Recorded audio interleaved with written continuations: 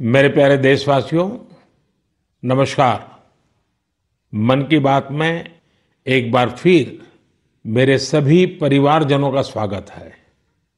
आज एक बार फिर बात होगी देश की उपलब्धियों की, देश के लोगों के सामूहिक प्रयासों की। 21वीं सदी के भारत में कितना ही कुछ ऐसा हो रहा है जो विकसित भारत की नींव मजबूत कर रहा है। जैसे इस 23 अगस्त को ही हम सब देशवासियों ने पहला नेशनल स्पेस डे मनाया। मुझे विश्वास है कि आप सबने इस दिन को सेलिब्रेट किया होगा। एक बार फिर चंद्रयान 3 की सफलता का जश्न मनाया होगा।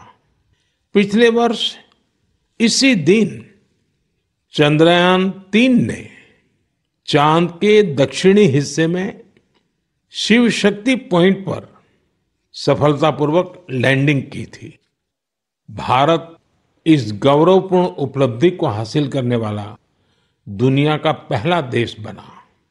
साथियों, देश के युवाओं को स्पेस सेक्टर रिफॉर्म से भी काफी फायदा हुआ है। इसलिए मैंने सोचा कि क्यों ना आज मन की बात में स्पेस सेक्टर से जुड़े अपने कुछ युवा साथियों से बात की जाए। मेरे साथ बात करने के लिए स्पेस टेक स्टार्टअप गैलेक्स आई की टीम जुड़ रही है। इस स्टार्टअप को आईआईटी मद्रास के एलुमनाई ने शुरू किया था। ये सारे नौजवान आज हमारे साथ फोन लाइन पर मौजूद है। सुयश, डेनिल, रक्षित, किशन और प्रणीत। आइए इन युवाओं के अनुभवों को जानते हैं। हेलो। हेलो। हेलो। नमस्ते जी। नमस्कार सर। अच्छा साथियों, मुझे ये देखकर खुशी होती है कि आईआईटी मद्रास के दौरान हुई आपकी दोस्ती आज भी मजबूती से कायम है। यही वजह है कि आपने मिलकर गैलेक्स आई शुरू करने का फैसला किया और मैं आज जरा उसके विषय में भी जानना चाहता हूं। इस बारे में बताइए। इसके साथ ही ये भी बताएं कि आपकी टेक्नोलॉजी से देश को कितना लाभ होने वाला है। जी, मेरा नाम सुयश है। हम लोग साथ में, जैसा आपने बोला, सब लोग साथ में आईआईटी मद्रास में मिले। वहीं पर हम लोग सब पढ़ाई कर रहे थे, अलग अलग ईयर्स में थे अपने इंजीनियरिंग के। और उसी वक्त हम लोगों ने सोचा कि एक हाइपरलूप नाम का एक प्रोजेक्ट है जो हम लोग चाहते थे साथ में करेंगे। उसी दौरान हमने एक टीम की शुरुआत की, उसका नाम था आविष्कार हाइपरलूप, जिसको लेकर हम लोग अमेरिका भी गए। उस साल हम एशिया की इकलौती टीम थी जो वहां गई और हमारे देश का जो झंडा है उसको हमने फहराया। और हम टॉप 20 टीम्स में से थे, जो out of around 1500 teams around the world. चलिए, आगे सुनने से पहले इसके लिए तो बधाई दे दूं मैं। बहुत बहुत धन्यवाद आपका। उसी उपलब्धि के दौरान हम लोगों की दोस्ती काफी गहरी हुई और इस तरीके के कठिन प्रोजेक्ट्स और टफ प्रोजेक्ट्स को करने का कॉन्फिडेंस भी आया। और उसी दौरान स्पेसएक्स को देख के और स्पेस में जो आपने जो ओपन अप किया एक प्राइवेटाइजेशन को, जो 2020 में एक लैंडमार्क डिसीजन भी आया, उसको लेकर हम लोग काफी एक्साइटेड थे। और मैं रक्षित को इनवाइट करना चाहूंगा बोलने के लिए कि हम क्या बना रहे हैं और उसका फायदा क्या है। जी, तो मेरा नाम रक्षित है और इस टेक्नोलॉजी से हमको कैसे लाभ होगा मैं इसका उत्तर दूंगा। रक्षित, आप उत्तराखंड में कहाँ से हैं?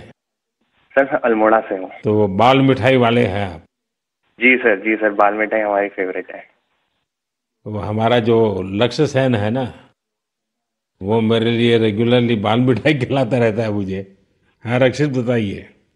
तो हमारी जो ये टेक्नोलॉजी है, ये अंतरिक्ष से बादलों के आर पार देख सकती है और ये रात्रि में भी देख सकती है। तो हम इससे देश के किसी भी कोने के ऊपर रोज एक साफ तस्वीर खींच सकते हैं। और ये जो डेटा हमें आएगा, इसका उपयोग हम 2 क्षेत्रों में विकास करने के लिए करेंगे। पहला है भारत को अत्यंत सुरक्षित बनाना। हमारे जो बॉर्डर्स हैं और हमारे जो ओशंस हैं, सीज हैं, उसके ऊपर रोज हम मॉनिटर करेंगे और एनिमी की एक्टिविटीज को मॉनिटर करेंगे और हमारी आर्म्ड फोर्सेस को इंटेलिजेंस प्रोवाइड करेंगे। और दूसरा है भारत के किसानों को सशक्त बनाना। तो हमने ऑलरेडी एक प्रोडक्ट बनाया है भारत के झींगा किसानों के लिए, जो अंतरिक्ष से उनके पॉन्ड्स के पानी की क्वालिटी मेजर कर सकता है 1/10 ऑफ द करंट कॉस्ट में। और हम चाहते हैं आगे जाते हुए हम दुनिया के लिए best quality satellite images generate करें, और जो ग्लोबल इश्यूज हैं, ग्लोबल वार्मिंग जैसे, इससे लड़ने के लिए हम दुनिया को best quality satellite data provide करें। इसका मतलब हुआ कि आपकी टोली जय जवान भी करेगी, जय किसान भी करेगी। जी सर, बिल्कुल। साथियों, आप इतना अच्छा काम कर रहे हैं, मैं ये भी जानना चाहता हूं कि आपकी इस टेक्नोलॉजी का प्रिसीजन कितना है? सर, हम लेस देन 50 सेंटीमीटर के रेजोल्यूशन तक जा पाएंगे, और हम एक बार में approximately more than 300 square kilometre area को इमेज कर पाएंगे। चलिए, मैं समझता हूं कि ये बात जब देशवासी सुनेंगे तो उनको बड़ा गर्व होगा। लेकिन मैं एक और सवाल पूछना चाहूंगा। जी सर। स्पेस इकोसिस्टम बहुत ही वाइब्रेंट हो रहा है। अब आपकी टीम इसमें क्या बदलाव देख रहे हैं? मेरा नाम किशन है। हमने ये गैलेक्साई शुरू होने के बाद से ही हमने इन स्पेस आते हुए देखा है, और काफी सारे पॉलिसीज आते हुए देखे हैं, ये जैसे कि geospatial data policy and Indian space policy. और हमने पिछले 3 साल में काफी बदलाव आते हुए देखा है, और काफी प्रोसेसेस और काफी इंफ्रास्ट्रक्चर और काफी फैसिलिटीज इसरो के ये अवेलेबल और काफी अच्छे तरीके से हुए हैं। जैसे कि हम इसरो में जाके टेस्टिंग कर सकते हैं हमारे हार्डवेयर का, ये काफी आसान तरीके से अभी हो सकता है। 3 साल पहले वो प्रोसेसेस उतने नहीं थे, और ये काफी हेल्पफुल रहा है हमारे लिए और काफी और स्टार्टअप्स के लिए भी। और रिसेंट एफडीआई पॉलिसीज की वजह से और ये फैसिलिटीज अवेलेबिलिटी की वजह से और स्टार्टअप्स को आने के लिए काफी इंसेंटिव है, और ऐसे स्टार्टअप्स आके काफी इजीली और काफी अच्छे से डेवलपमेंट कर सकते हैं ऐसी फील्ड में जिसमें यूजुअली डेवलपमेंट करना बहुत कॉस्टली और टाइम कंज्यूमिंग रहता है। बट करंट पॉलिसीज और इन स्पेस के आने के बाद काफी चीजें आसान हुई है स्टार्टअप्स के लिए। मेरे मित्र डेनियल चावड़ा भी इस पे कुछ और बोलना चाहेंगे। डेनियल, बताइए। सर, हमने एक और चीज ऑब्जर्व किया है। हमने देखा है कि जो इंजीनियरिंग के छात्र हैं उनकी सोच में बदलाव देखा है। वो पहले बाहर जाके हायर स्टडीज परस्यू करना चाहते थे और वहाँ काम करना चाहते थे और स्पेस डोमेन में, बट अब क्योंकि इंडिया में स्पेस इकोसिस्टम बहुत अच्छी तरीके से आ रहा है, तो इस कारण वो लोग इंडिया वापस आके इस इकोसिस्टम के पार्ट बनना चाहते हैं। तो ये काफी अच्छा फीडबैक हमें मिला है, और हमारे खुद की कंपनी में कुछ लोग वापस आके काम कर रहे हैं इसी वजह से।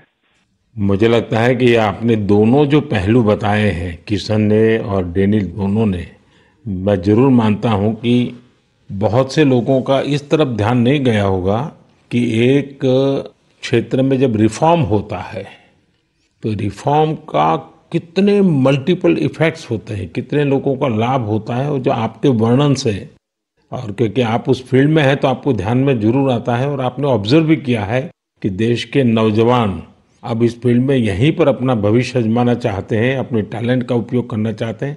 बहुत अच्छा ऑब्जर्वेशन है आपका।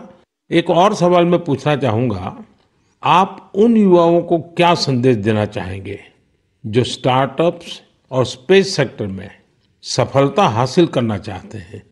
मैं प्रणीत बात कर रहा हूँ और मैं एक सवाल का जवाब दूंगा। हाँ प्रणीत, बताइए। सर, मैं अपने कुछ सालों के एक्सपीरियंस से 2 चीजें बोलना चाहूंगा। सबसे पहली इज, अगर अपने को स्टार्टअप करना हो तो यही मौका है, क्योंकि पूरी दुनिया में इंडिया आज वो देश है जो वर्ल्ड का सबसे फास्टेस्ट ग्रोइंग इकोनॉमी है, और इसका मतलब ये हुआ कि अपने पास अपॉर्चुनिटी बहुत ज्यादा है। जैसे मैं 24 साल की उम्र में ये सोच के प्राउड फील करता हूँ कि अगले साल हमारी एक सैटेलाइट लॉन्च होगी जिसके बेसिस पे अपनी गवर्नमेंट कुछ मेजर डिसीजंस लेगी, और उसमें हमारा छोटा सा एक कंट्रीब्यूशन है। ऐसी कुछ नेशनल इम्पैक्ट की प्रोजेक्ट्स पे काम करने को मिले, ये ऐसी इंडस्ट्री और ये ऐसा टाइम है, गिवन कि ये स्पेस इंडस्ट्री आज अभी तो स्टार्ट हो रही है। तो मैं अपने युवा दोस्तों को यही बोलना चाहूंगा कि ये अपॉर्चुनिटी ना सिर्फ इम्पैक्ट की बट ऑल्सो उनके खुद के फाइनेंशियल ग्रोथ की और एक ग्लोबल प्रॉब्लम सॉल्व करने की है। तो हम आपस में यही बात करते हैं कि बचपन में हम ये बोलते थे कि बड़े होके एक्टर बनेंगे, स्पोर्ट्समैन बनेंगे या ऐसे कुछ चीजें होती थी। बट आज अगर हम ये सुने कि कोई बड़ा होके ये बोलता है कि मुझे बड़ा होके एंटरप्रेन्योर बनना है, स्पेस इंडस्ट्री में काम करना है, ये हमारे लिए बहुत प्राउड मोमेंट है कि हम इस पूरे ट्रांसफॉर्मेशन में एक छोटा सा पार्ट प्ले कर पाए। साथियों, एक प्रकार से प्रणीत, किशन, डेनिल, रक्षित, सुयश, जितनी मजबूत आपकी दोस्ती है उतना ही मजबूत आपका स्टार्टअप भी है। तभी तो आप लोग इतना शानदार काम कर रहे हैं। मुझे कुछ साल पहले आईआईटी मद्रास जाने का अवसर मिला था और मैंने उस संस्थान के एक्सेलेंस को खुद अनुभव किया है। और वैसे भी आईआईटी के संबंध में पूरे विश्व में एक सम्मान का भाव है और वहां से निकलने वाले हमारे लोग जब भारत के लिए काम करते हैं तो जरूर कुछ न कुछ अच्छा कंट्रीब्यूट करते हैं। आप सभी को और स्पेस सेक्टर में काम करने वाले दूसरे सभी स्टार्टअप्स को मेरी बहुत बहुत शुभकामनाएं हैं। और आप पांचों साथियों से बात करके मुझे बहुत अच्छा लगा। चलिए, बहुत बहुत धन्यवाद दोस्तों। Thank you so much. मेरे प्यारे देशवासियों, इस साल मैंने लाल किले से बिना पॉलिटिकल बैकग्राउंड वाले 1 लाख युवाओं को पॉलिटिकल सिस्टम से जोड़ने का आह्वान किया है। मेरी इस बात पर जबरदस्त प्रतिक्रिया हुई है। इससे पता चलता है कि कितनी बड़ी संख्या में हमारे युवा राजनीति में आने को तैयार बैठे हैं। बस उन्हें सही मौके और सही मार्गदर्शन की तलाश है। इस विषय पर मुझे देश भर के युवाओं के पत्र भी मिले हैं। सोशल मीडिया पर भी जबरदस्त रिस्पांस मिल रहा है। लोगों ने मुझे कई तरह के सुझाव भी भेजे हैं। कुछ युवाओं ने पत्र में लिखा है कि उनके लिए वाकई अकल्पनीय है दादा या माता पिता की कोई राजनीतिक विरासत नहीं होने की वजह से वो राजनीति में चाहकर भी नहीं आ पाते थे। कुछ युवाओं ने लिखा कि उनके पास जमीनी स्तर पर काम करने का अच्छा अनुभव है, इसलिए वे लोगों की समस्याओं को सुलझाने में मददगार बन सकते हैं। कुछ युवाओं ने ये भी लिखा कि परिवारवादी राजनीति नई प्रतिभाओं का दमन कर देती है।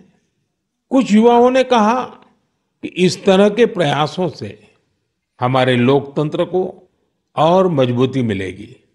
मैं इस विषय पर सुझाव भेजने के लिए हर किसी का धन्यवाद करता हूं।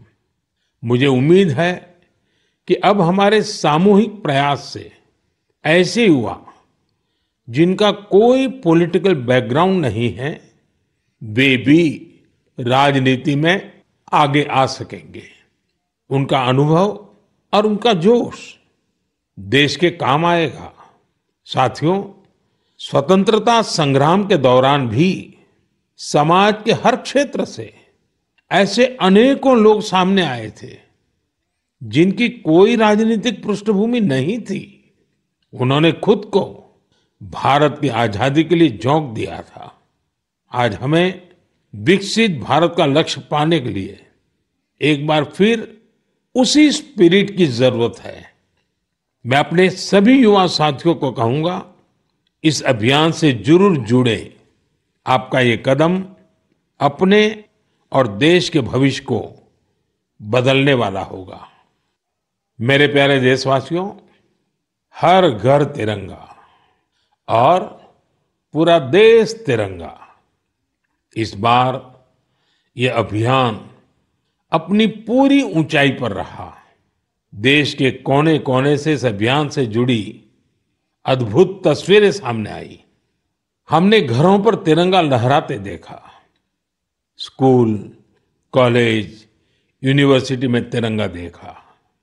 लोगों ने अपनी दुकानों, दफ्तरों में तिरंगा लगाया। लोगों ने अपने डेस्कटॉप, मोबाइल और गाड़ियों में भी तिरंगा लगाया। जब लोग एक साथ जुड़कर अपनी भावना प्रकट करते हैं, तो इसी तरह हर अभियान को 4 चांद लग जाते हैं। अभी आप अपनी टीवी स्क्रीन पर जो तस्वीरें देख रहे हैं, ये जम्मू कश्मीर के रियासी की हैं। यहाँ 750 मीटर लंबे झंडे के साथ तिरंगा रैली निकाली गई और ये रैली दुनिया के सबसे ऊंचे चिनाब रेलवे ब्रिज पर निकाली गई। जिसने भी इन तस्वीरों को देखा, उसका मन खुशी से झूम उठा। श्रीनगर के डल लेक में भी तिरंगा यात्रा की मनमोहक तस्वीरें हम सब ने देखी। अरुणाचल प्रदेश के ईस्ट कामेंग जिले में भी 600 फीट लंबे तिरंगे के साथ यात्रा निकाली गई। देश के अन्य राज्यों में भी इसी तरह हर उम्र के लोग ऐसी तिरंगा यात्राओं में शामिल हुए। स्वतंत्रता दिवस अब एक सामाजिक पर्व भी बनता जा रहा है। ये आपने भी अनुभव किया होगा। लोग अपने घरों को तिरंगा माला से सजाते हैं। स्वयं सहायता समूह से जुड़ी महिलाएं लाखों झंडे तैयार करती हैं। ई कॉमर्स प्लेटफॉर्म पर तिरंगे में रंगे सामानों की बिक्री बढ़ जाती है। स्वतंत्रता दिवस के अवसर पर देश के हर कोने, जल, थल, नभ, हर जगह हमारे झंडे के 3 रंग दिखाई दिए। हर घर तिरंगा वेबसाइट पर 5 करोड़ से ज्यादा सेल्फी भी पोस्ट की गई। इस अभियान ने पूरे देश को एक सूत्र में बांध दिया है और यही तो एक भारत श्रेष्ठ भारत है। मेरे प्यारे देशवासियों, इंसानों और जानवरों के प्यार पर आपने कितनी सारी फिल्में देखी होगी, लेकिन एक रियल स्टोरी इन दिनों असम में बन रही है। असम में तिनसुकिया जिले के एक छोटे से गांव बारेकुरी में मोरान समुदाय के लोग रहते हैं और इसी गांव में रहते हैं हुलॉक गिबन, जिन्हें यहां होलो बंदर कहा जाता है। हुलॉक गिबन्स ने इस गांव में ही अपना बसेरा बना लिया है। आपको जानकर आश्चर्य होगा, इस गांव के लोगों का हुलॉक गिबन के साथ बहुत गहरा संबंध है। गांव के लोग आज भी अपने पारंपरिक मूल्यों का पालन करते हैं, इसलिए उन्होंने वो सारे काम किए जिससे गिबन्स के साथ उनके रिश्ते और मजबूत हो। उन्हें जब ये एहसास हुआ कि गिबन्स को केले बहुत पसंद है, तो उन्होंने केले की खेती भी शुरू कर दी। इसके अलावा उन्होंने तय किया कि गिबन्स के जन्म और मृत्यु से जुड़े रीति रिवाजों को वैसे ही पूरा करेंगे जैसा वे अपने लोगों के लिए करते हैं। उन्होंने गिबन्स को नाम भी दिए हैं। हाल ही में गिबन्स को पास से गुजर रहे बिजली के तारों के कारण मुश्किलों का सामना करना पड़ रहा था। ऐसे में इस गांव के लोगों ने सरकार के सामने इस मामले को रखा और जल्द ही इसका समाधान भी निकाल लिया गया। मुझे बताया गया है कि अब ये गिबन्स तस्वीरों के लिए पोज भी देते हैं। साथियों, पशुओं के प्रति प्रेम में हमारे अरुणाचल प्रदेश के युवा साथी भी किसी से पीछे नहीं है। अरुणाचल में हमारे कुछ युवा साथियों ने 3D प्रिंटिंग टेक्नोलॉजी का उपयोग करना शुरू किया है। जानते हैं क्यों?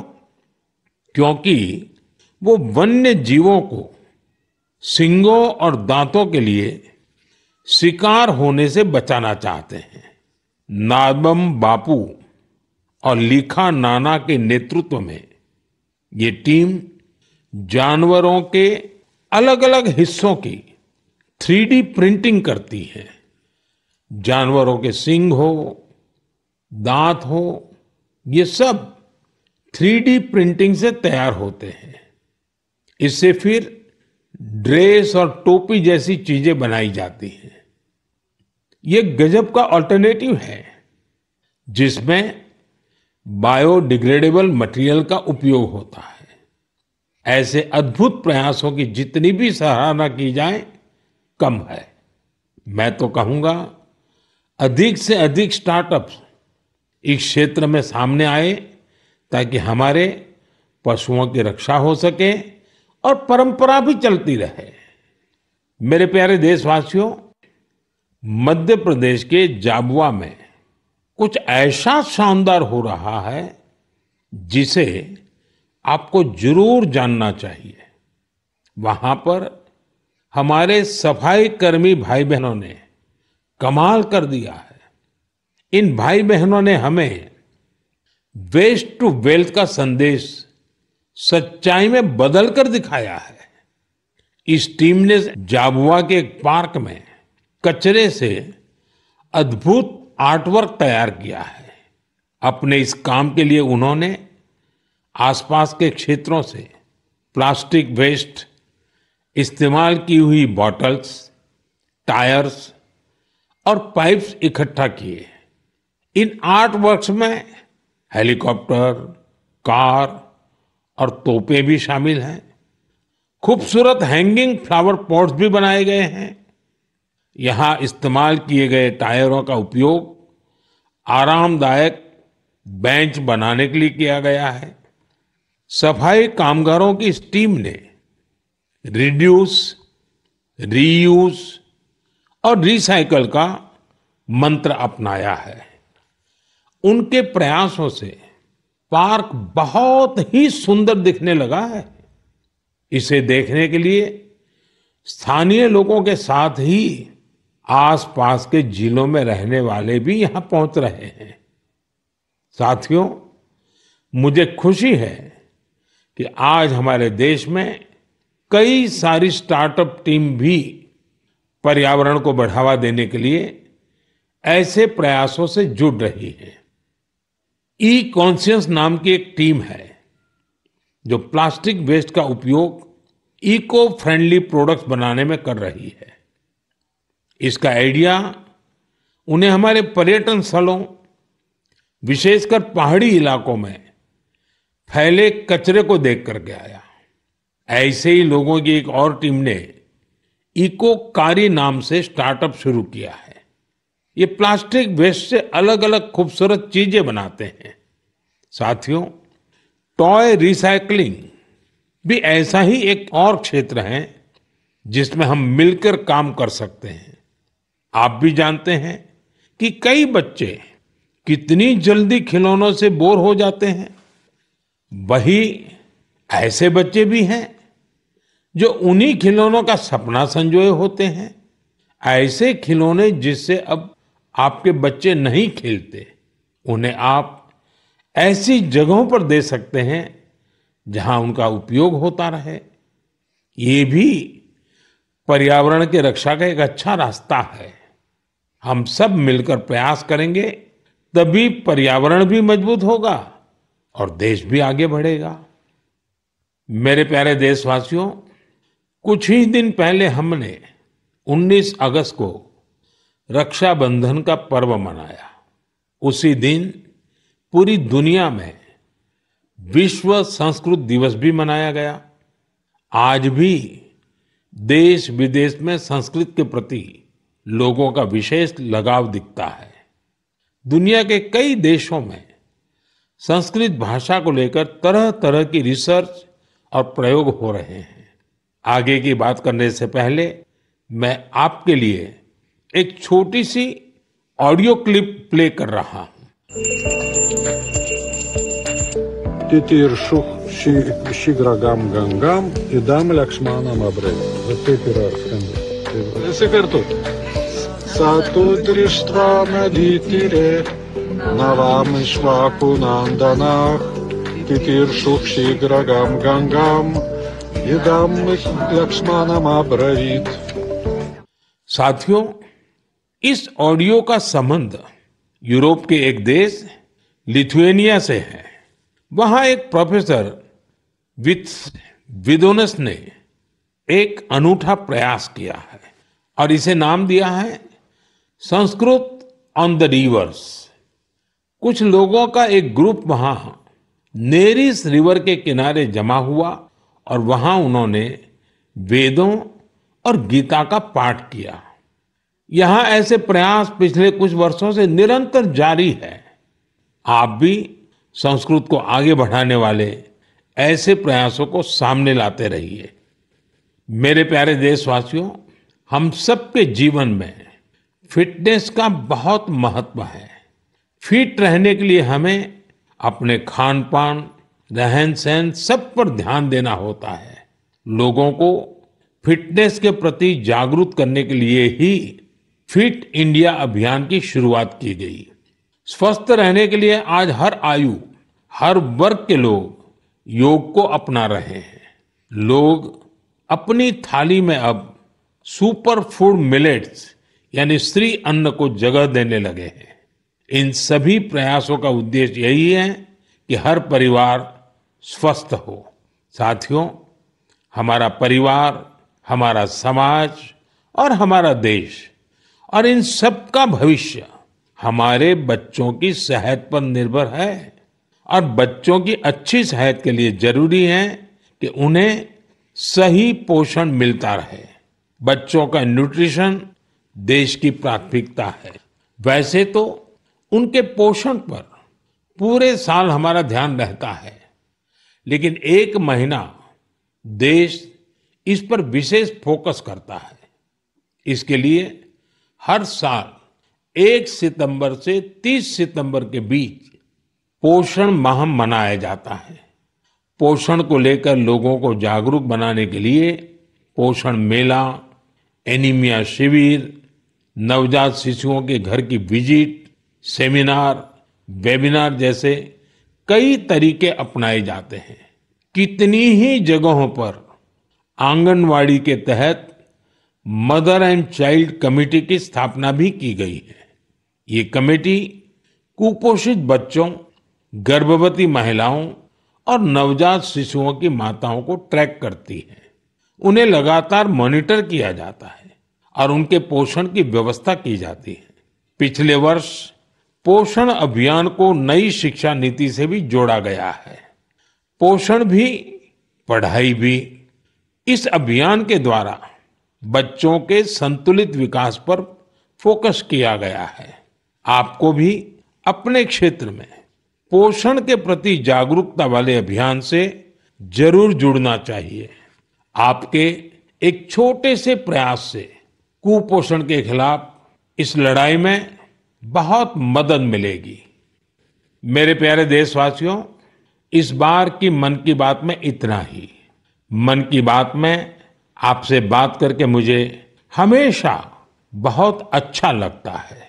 ऐसा लगता है जैसे मैं अपने परिवारजनों के साथ बैठ करके हल्के फुल्के वातावरण में अपने मन की बातें साझा कर रहा हूं, आपके मन से जुड़ रहा हूं। आपके फीडबैक, आपके सुझाव मेरे लिए बहुत ही मूल्यवान है। कुछ ही दिनों में अनेक त्योहार आने वाले हैं। मैं आप सभी को उनकी ढेर सारी शुभकामनाएं देता हूं। जन्माष्टमी का त्योहार भी है। अगले महीने शुरुआत में ही गणेश चतुर्थी का भी पर्व है। ओणम का त्योहार भी करीब है। मिलाद उन नबी की भी बधाई देता हूं। साथियों, इस महीने 29 तारीख को तेलुगु भाषा दिवस भी है। यह सचमुच बहुत ही अद्भुत भाषा है। मैं दुनिया भर के सभी तेलुगु भाषियों को तेलुगु भाषा दिवस की शुभकामनाएं देता हूं। प्रपंच व्याप्तंगा उन्न तेलुगु वारिकी तेलुगु भाषा दिनोत्सव शुभाकांक्षलु। साथियों, मैं आप सभी से बारिश के इस मौसम में सावधानी बरतने के साथ ही कैच द रेन मूवमेंट का हिस्सा बनने का भी आग्रह दोहराऊंगा। मैं आप सभी को एक पेड़ मां के नाम अभियान की याद दिलाना चाहूंगा। ज्यादा से ज्यादा पेड़ लगाएं और दूसरों से भी इसका आग्रह करें। आने वाले दिनों में पेरिस में पैरालंपिक्स शुरू हो रहे हैं। हमारे दिव्यांग भाई बहन वहां पहुंचे हैं। 140 करोड़ भारतीय अपने एथलीट और खिलाड़ियों को चीयर कर रहे हैं। आप भी #Cheer4Bharat के साथ अपने खिलाड़ियों को प्रोत्साहन दीजिए। अगले महीने हम एक बार फिर जुड़ेंगे और बहुत सारे विषयों पर चर्चा करेंगे। तब तक के लिए मुझे विदा दीजिए। बहुत बहुत धन्यवाद। नमस्कार।